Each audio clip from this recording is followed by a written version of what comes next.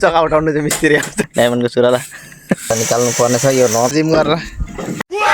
So hello everyone, हाम्रो चाहिँ अब बाइकदेखि ट्र्याक्टर तक आइसक्यौँ हो। ट्र्याक्टर बनाउँदैछौँ हामी चाहिँ यहाँनिर र हेर्नुहोस् हो, यसरी खोलिएको छ।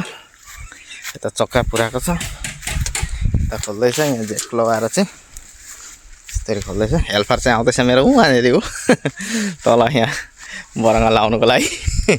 यो चाहिँ मेरो हेल्पर, तिनको बरङ्गा जस्तो छ हातहरू। यस्तो मलाई ट्र्याक्टरको चक्का त जोरुक जोरुक उठाइन्छ यसले चाहिँ। रेन्जीहरू चाहिँ यता यी हो, लगा लगा लगा तल लगा निचे लगा। ट्र्याक्टर पनि बनाइन्छ अब के भन्नु हो।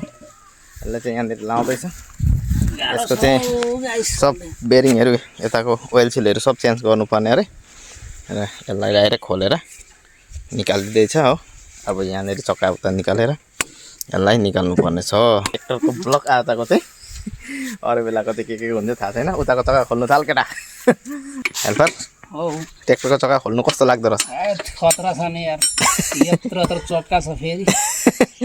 पसिनै पसिना पसिनै पसिना बनाउँछ। पाइप बनाउँछ नि, पाइप बनाउँछ अरे।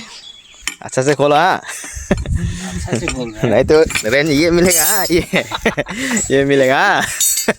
अच्छा से खोलो।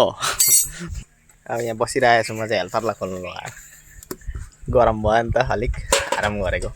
चक्का उठाउनु चाहिँ हेल्पर आउँछ अहिले, मिस्त्री आउँछ। चक्का उठाउनु चाहिँ मिस्त्री आउँछ भन्दैछ। चक्का उठाउनु चाहिँ मिस्त्री, नट खोल्ने चाहिँ हेल्पर। हेल्परले नट खोल्नुपर्छ।